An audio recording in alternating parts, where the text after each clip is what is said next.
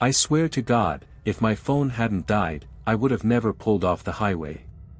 It was somewhere outside of Flagstaff, pitch black Arizona desert all around me. I'd been driving for 14 hours straight, heading back to California from a work conference in Dallas. I thought I could make it without stopping, but the mix of road fatigue and a weird storm rolling in forced my hand.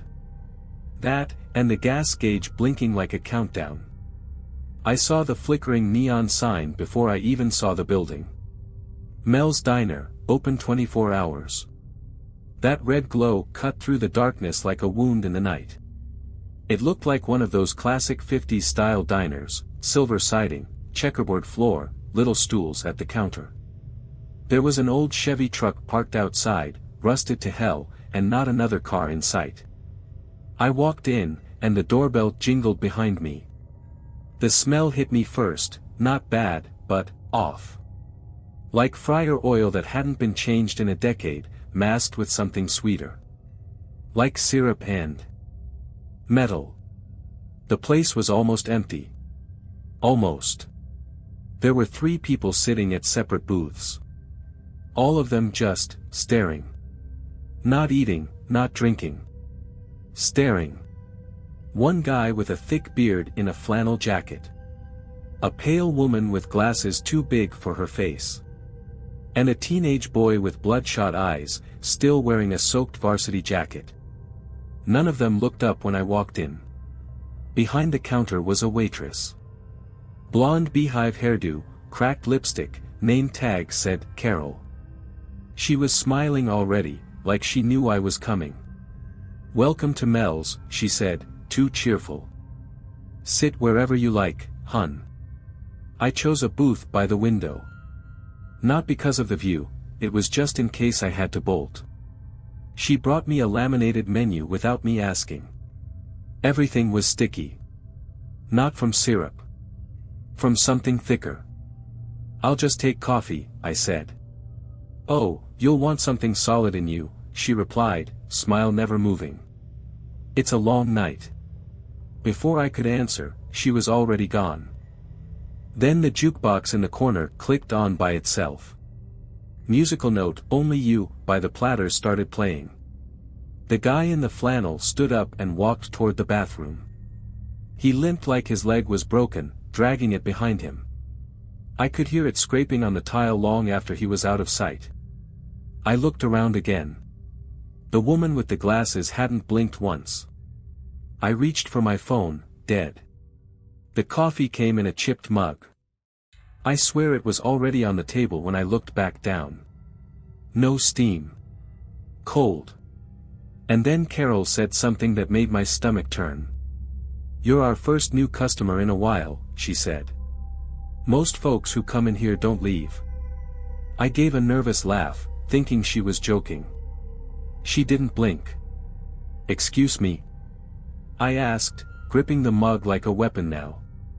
Carol tilted her head just slightly, like a doll whose string had been pulled too many times. You'll see, she said. Then she turned and disappeared into the kitchen without another word. That's when I noticed it, the clock on the wall. The big round one above the register. 2:37 a.m. I looked again 5 minutes later. Still 2:37 a.m. The second hand was moving, ticking in place, twitching like it wanted to go forward but couldn't. That's when the hairs on my arms stood up.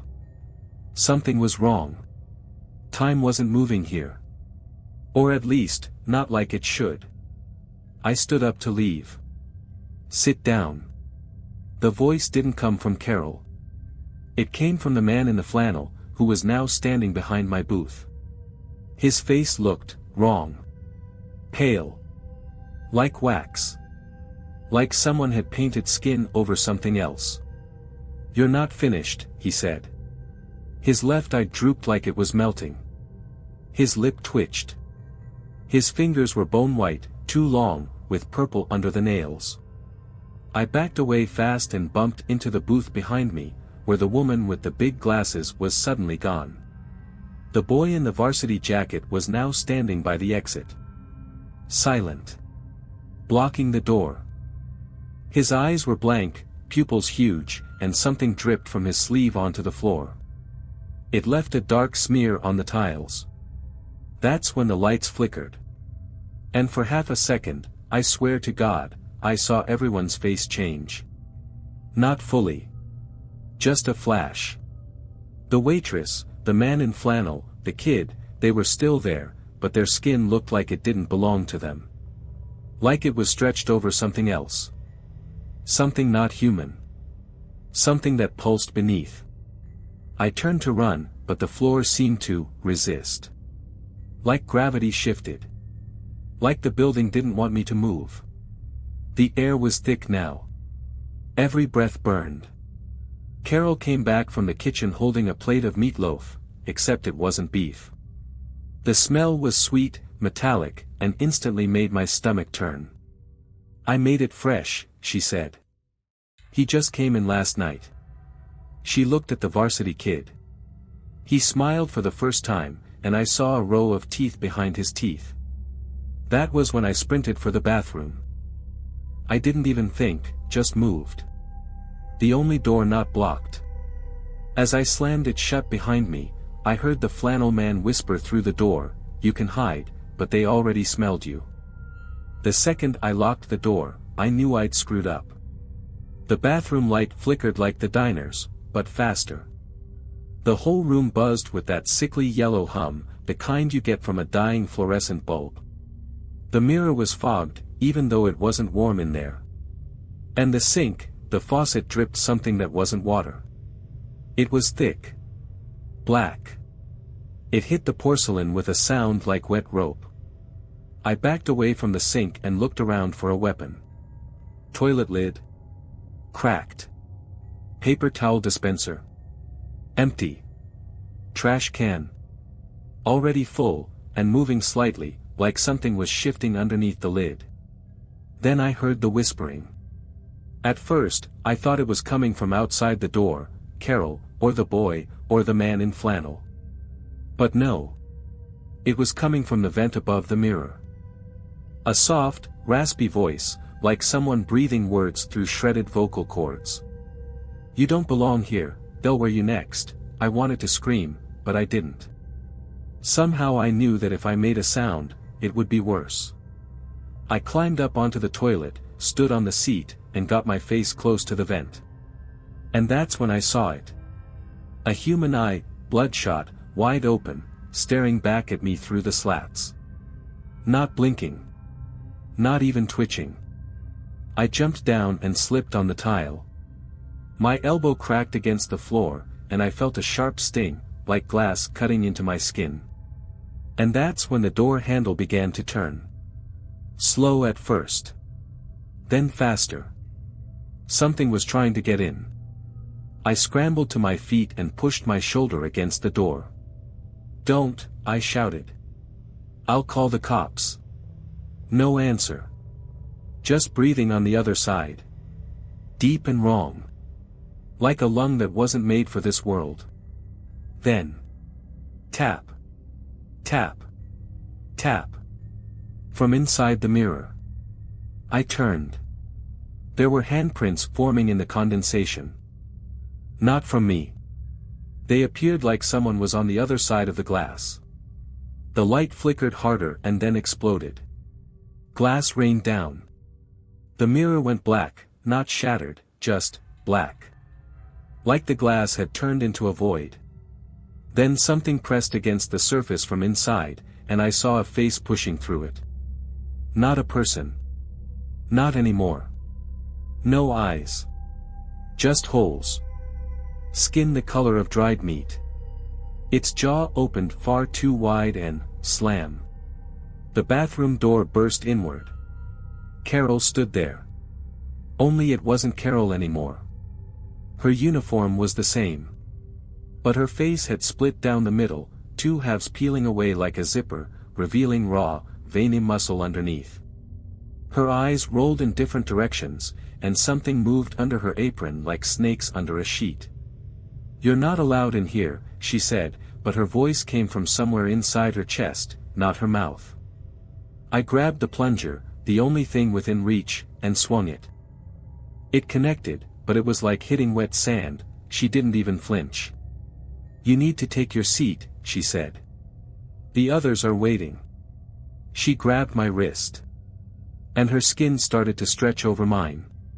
Her hand was cold, wet, and too strong. It gripped my wrist like bone pincers, and the moment her skin touched mine, I felt it, like her flesh was trying to crawl onto me. Like it wanted to wear me. My veins burned.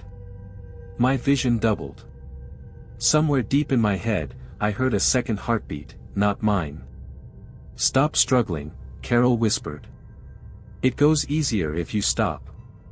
I used everything I had, elbowed her in the jaw, drove the plunger handle into her chest, and for a second, she glitched. That's the only way I can describe it. Her form twitched, like a bad video feed buffering. Her smile disappeared, and her face snapped back into place, skin flapping like it had never belonged. I kicked the door open and ran. The diner was silent now. No music. No flickering. Just the smell, thick, cloying, copper-sweet rot. I heard something wet dragging behind the counter. I didn't stop. I bolted past the counter, toward the kitchen. I figured if the front was blocked, maybe there was a back exit. A delivery door. Something. I pushed into the kitchen. It was worse than I imagined. Everything was covered in plastic sheeting, like a kill room. The floor was layered in grates, and underneath them. I don't even want to write it. Just pieces. Skin.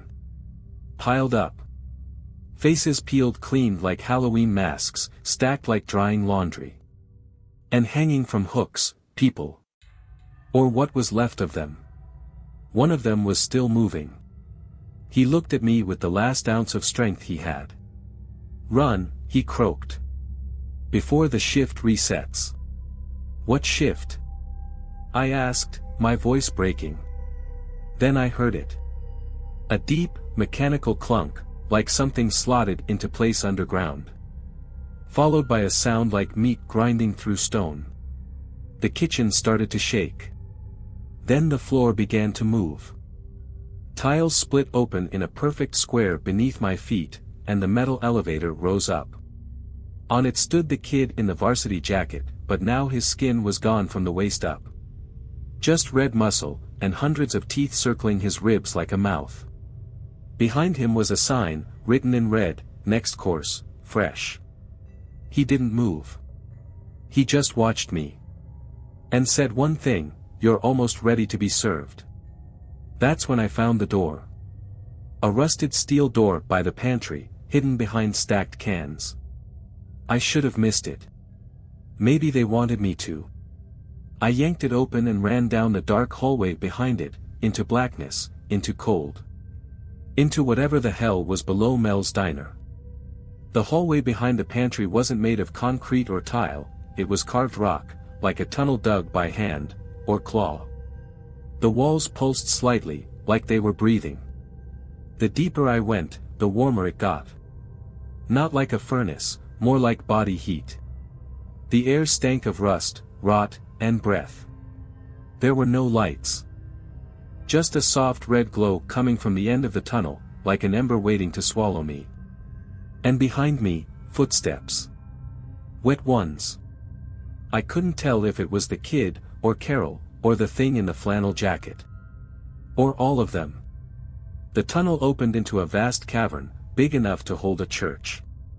In the middle stood something I'll never forget, a giant, fleshy structure, like a cathedral made of organ tissue and bone, with diner booths melded into its walls. People were embedded inside it, their faces stretched across windows like stained glass. Some were screaming. Others were smiling. At the front of the structure was a sign, just like the one outside, "Welcome to Mel's, family owned." Only now, the letters were alive. Each one blinked independently like eyes. I started backing away. That's when I tripped over something metal. A name tag. Dennis, below it, a corpse. Or what was left. Just enough to see a matching uniform to the one Carol wore. That's when it clicked. They were wearing people. Each staff member was just skin. Borrowed. Used. Then recycled. The thing that called itself Carol wasn't just her. It was everything under this place. It wore faces to greet travelers, to invite them in, to serve them, and be served. The walls began to shift, breathing harder now, faster. The booths inside the flesh structure started to move, opening like jaws. And I heard it again, "You're almost ready to be served." I turned and ran. The tunnel behind me was closing. Literally. The walls were fusing together. I dove through the narrowing gap just in time and landed back in the pantry, and I swear, it was morning now. Everything looked normal again. No blood. No smell. Just silence. I walked back into the diner, and it was empty. Pristine. Tables clean. Jukebox silent. Sunlight bleeding through the windows. No Carol. No flannel man. No kid. Just a single plate on the counter. Eggs. Bacon. Toast. And a small, handwritten note beside it. "Thanks for stopping by, Travis. You're always welcome back." They knew my name. I didn't wait. I ran to my car, still parked outside, engine cold. My phone still dead. But the moment I turned the ignition, the radio came on by itself. Musical note, "Only You," by the Platters. I didn't look back. I drove until my tank hit empty, then coasted into the first town I found with cell service. I tried to tell someone. The sheriff. A reporter. Anyone.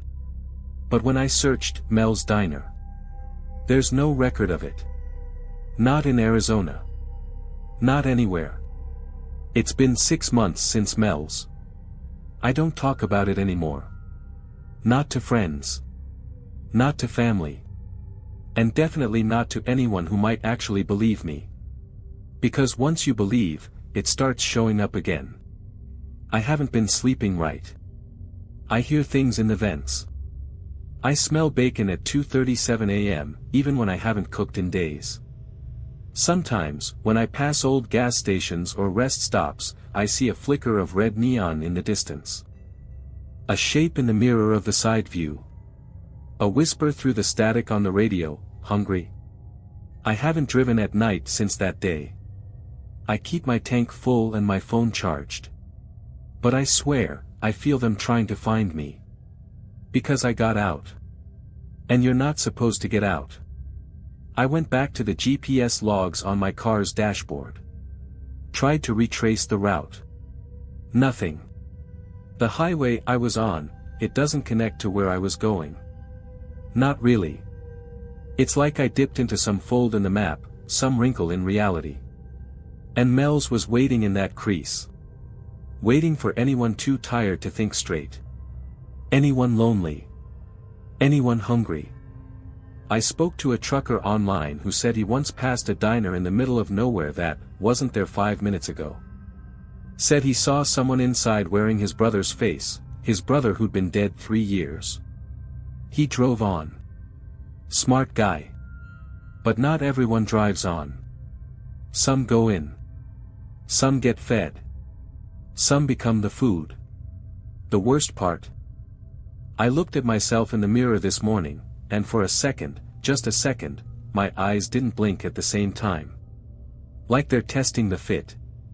Like something's waiting for my skin to slip just a little more. So listen to me.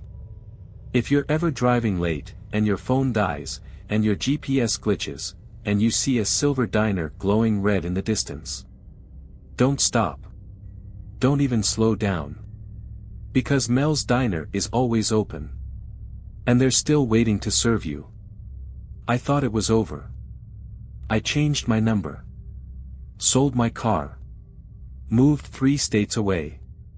Got a place in the city where nothing's quiet, nothing's dark, and you can scream and just sound like background noise.